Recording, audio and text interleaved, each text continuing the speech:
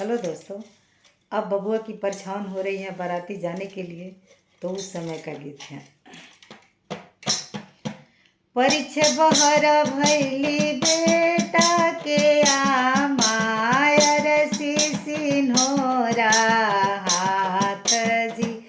आहे अरसी सिन्होरा हाथ जी किया बर परिछेली माथ के मौरी किया बर तिलक लीलार जी आहे किया बर तिलक लीलार जी माथ के मौरी भुइया लोटी जाला परिछेली बर के लीलार जी आहे परिछेली बर के ली